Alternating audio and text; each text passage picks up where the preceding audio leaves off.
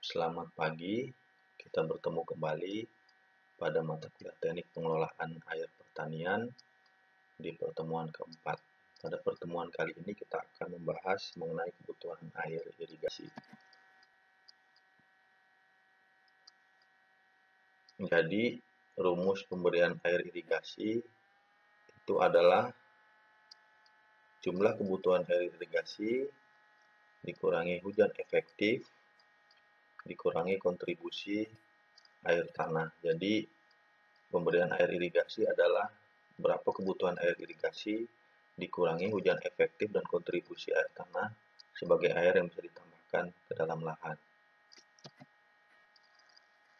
Kebutuhan air irigasi atau KI dapat dirumuskan sama dengan evapotranspirasi, jadi air yang hilang melalui evaporasi dan transpirasi, kemudian kehilangan air, kemudian kebutuhan khusus. Nanti akan dibahas lebih lanjut kehilangan air dari mana saja dan kebutuhan khusus apa saja. Jadi ini rumus kebutuhan air irigasi, evapotranspirasi, ditambah kehilangan air dan kebutuhan khusus. Untuk memenuhi kebutuhan air irigasi terdapat 4 sumber air, yaitu pemberian air irigasi, kemudian hujan efektif, kemudian kelengasan atau kandungan air yang ada di daerah perakaran, kemudian kebutuhan air tanaman didefinisikan sebagai jumlah air yang dibutuhkan oleh tanaman pada satu periode untuk dapat tumbuh dan berproduksi secara normal. Kebutuhan air nyata untuk area usaha pertanian meliputi evapotranspirasi atau ET, sejumlah air yang dibutuhkan untuk pengoperasian secara khusus seperti penyiapan lahan dan penggantian air serta kehilangan selama pemakaian. Penggunaan konsumtif. Penggunaan air untuk kebutuhan tanaman dapat didekati dengan menghitung evapotranspirasi tanaman, yang besarnya dipengaruhi oleh jenis tanaman. Jadi berbeda jenis tanaman, berbeda juga evapotranspirasinya, kemudian umur tanaman, kemudian faktor klimatologi.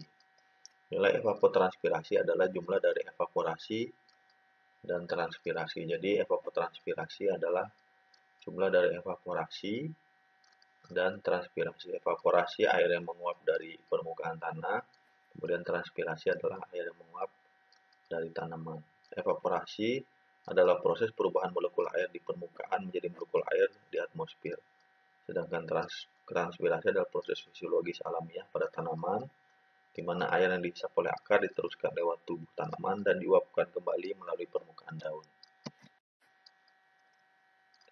Rumus evapotranspirasi tanaman ET sama dengan Kc atau koefisien tanaman dikali etanol. Jadi evapotranspirasi tanaman itu sama dengan evapotranspirasi acuan atau etanol dikali koefisien tanaman. Kebutuhan air konsumtif ini dipengaruhi oleh jenis tanaman dan umur tanaman. Nilai koefisien tanaman tergantung pada jenis tanaman yang ditanam. Jadi koefisien tanaman itu tergantung dari jenis tanaman, jadi masing-masing tanaman memiliki Kc sendiri. Untuk tanaman jenis yang sama juga berbeda menurut varietasnya. Contoh, padi dengan varietas unggul masa tumbuhnya lebih pendek dari padi varietas lokal, sehingga secara otomatis Kc-nya juga berbeda. Jadi ini nilai koefisien tanaman padi atau Kc padi ya. Jadi bulan ke 0,5 atau 2 minggu. Kalau varietas biasa Kc-nya, kemudian varietas unggul. Jadi ini masing-masing Kc sesuai dengan umur tanaman pada masing-masing varietas. Kemudian ini nilai koefisien tanaman atau Kc beberapa palawija seperti kedelai, jagung, kacang tanah, bawang, buncis, dan kapas. Jadi setengah bulan pertama, kemudian setengah bulan kedua, setengah bulan ketiga, dan seterusnya. Sampai umur 6 bulan. Jadi kapas umurnya sampai 6,5 bulan, sedangkan jagung umurnya 3 bulan saja. Bisa kita lihat Kc-nya berdasarkan umur.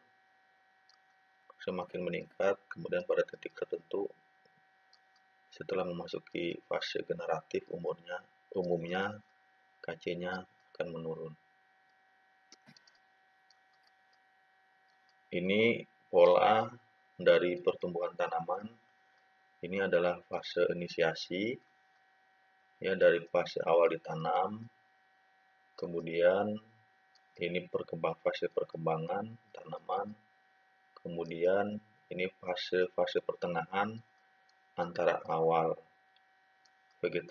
generatif atau akhir vegetatif dan akhir generatif. Kemudian ini fase pemanenan. Fase inisiasi, ya, permukaan tanah tidak tertutup kanopi tanaman, penutupan tanah kurang dari 10% karena tanaman baru ditanam. Jenis tanaman pada fase inisiasi berpengaruh kecil terhadap nilai evapotranspirasi. Pada fase pertumbuhan atau perkembangan, ini ya, fase akhir inisiasi sampai penutupan tanah efektif. Jadi ini fase akhir inisiasi sampai vegetatif maksimal, penutupan tanah efektif 70-80%. Kemudian fase pertengahan mid season, akhir dari penutupan tanah efektif sampai dengan awal fase matang tanaman. Jadi akhir dari fase vegetatif, kemudian awal dari fase tanaman sudah matang, bisa diindikasikan melalui warna daun yang memudar pada kacang-kacangan atau daun berguguran pada kapas. Kemudian fase akhir dari fase pertengahan sampai dengan kematangan penuh atau fase harvest atau panen. Jadi kira-kira ini adalah pola dari perkembangan atau pertumbuhan tanaman. Untuk menghitung etanol atau evapotranspirasi acuan, 4 metode yang telah dimodifikasi yang disarankan oleh FAO, yaitu pertama metode Blaney and Criddle, kemudian yang kedua metode radiasi, yang ketiga metode Pinman, dan yang keempat metode evaporasi panci. Pemilihan metode terutama didasarkan pada jenis data iklim yang tersedia dan kebutuhan ketelitian dalam menentukan keperluan air. Tabel data iklim yang diperlukan untuk menghitung evapotranspirasi acuan etanol menggunakan 4 metode yang telah dimodifikasi. Jadi ini 4 metode untuk menentukan etanol. Jadi yang hitam itu adalah parameter yang bisa diukur, kemudian yang ada titiknya parameter yang diduga, kemudian yang ini jika data tersedia tapi tidak perlu. Jadi dari beberapa parameter ini yang paling banyak membutuhkan data adalah metode Pinman, sehingga keakuratannya semakin mendekati. Yang umum digunakan adalah metode Pinman, sedangkan evaporasi panci juga sering digunakan, tapi parameter yang lebih banyak digunakan untuk menentukan evapotranspirasi acuan adalah metode Pinman. Berkenaan dengan ketelitian dari metode tersebut adalah sebagai berikut. Metode Pinman memberikan hasil terbaik dengan kemungkinan kesalahan minimum plus minus 10% dalam musim panas dan sampai 20% di bawah kondisi evaporatif rendah. Metode panci dapat dirata-ratakan terus-menerus dan kemungkinan kesalahannya 15% tergantung pada lokasi panci. Kemudian metode radiasi dalam kondisi ekstrim menyebabkan kemungkinan kesalahan sampai 20% dalam musim panas. Kemudian metode Blaney-Criddle hanya dipergunakan untuk metode 1 bulan atau lebih. Pada kondisi lembab, berangin, musim dingin di lintang pertengahan memberikan kelebihan dan kekurangan prediksi sampai 25%. Jadi, metode Pinman memberikan ketelitian yang paling baik dibandingkan 3 metode lainnya. Kesalahannya minimum plus minus 10%. Ini adalah kondisi air di dalam tanah. Pada ada 3 kondisi air di dalam tanah: kondisi jenuh, kapasitas lapang, dan titik layu permanen. Air bisa diserap tanaman di antara kapasitas lapang dan titik layu permanen. Untuk mengukur evapotranspirasi acuan dengan menggunakan metode pigmen, rumusnya adalah C. Faktor penyesuaian untuk mengimbangi pengaruh kondisi cuaca siang dan malam. Kemudian W. Temperatur dikali radiasi bersih setara evaporasi milimeter per hari ditambah 1 dikurang W itu temperatur dikali fungsi yang berhubungan dengan angin dikali tekanan uap jenuh pada temperatur udara rata-rata milibar, kemudian ED tekanan uap aktual dari udara. Jadi di mana rumus fungsi yang berhubungan dengan angin sama dengan 0,27 dikali 1 tambah udara dibagi 100. Kecepatan angin ini ya, dibagi 100.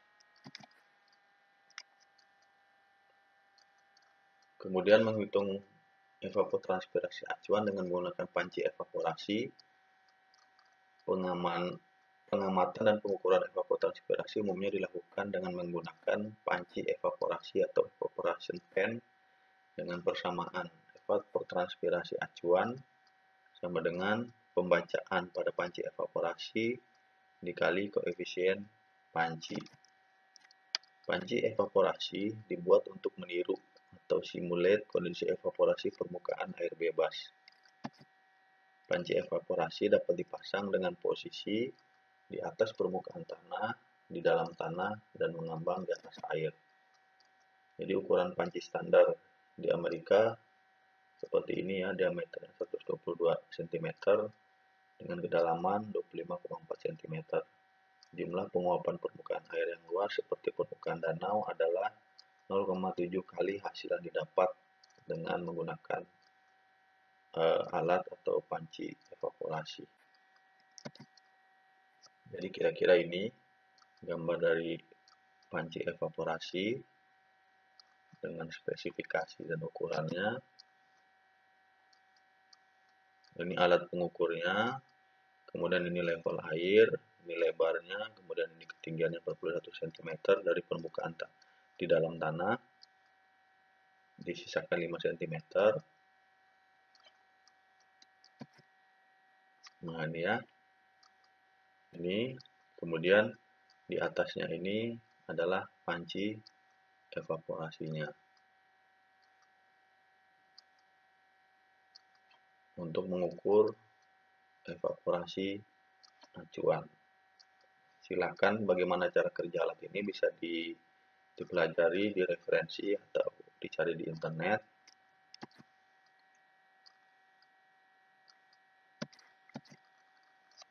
Persamaan evapotranspirasi dengan panci evaporasi tadi sudah dijelaskan. T0 sama dengan pembacaan panci evaporasi dikali koefisien panci. Untuk panci kelas A, koefisien berkisar 0,35 sampai 0,85, rata-ratanya 0,7. Untuk panci Sunken Colorado, koefisien berkisar 0,45 sampai 1,1, rata-ratanya 0,8. Laju evapotranspirasi dapat diperkirakan dengan beberapa pendekatan atau metode atau dapat diukur langsung. Pengukuran evapotranspirasi secara langsung dilakukan dengan lisimeter. Jadi teman-teman juga bisa melihat atau mencari bagaimana cara kerja dari lisimeter untuk mengukur evapotranspirasi. Lisimeter berupa wadah besar di dalam tanah dengan ada tanaman yang tumbuh di atasnya yang mana dapat dihitung air yang masuk dan keluar dari dalamnya. Jadi bisa dihitung air yang masuk dan air yang keluar dari dalam lisimeter ini. Lisimeter dimenamkan di dalam tanah. Kemudian evapotranspirasi dihitung dengan menggunakan prinsip neraca air atau water balance, di mana curah hujan ditambah siraman air itu adalah sumber airnya atau air yang ditambahkan sama dengan evapotranspirasi ditambah air perkolasi yang hilang dari permukaan tanah ke lapisan bagian bawah, kemudian jumlah air untuk penjenuhan tanah sampai kapasitas lapang. Jadi ini prinsip neraca air. Jadi ET sama dengan ini ya, kira-kira skemanya seperti ini. Evapotranspirasi, jadi air yang masuk, kemudian air yang siraman, kemudian ini yang keluar.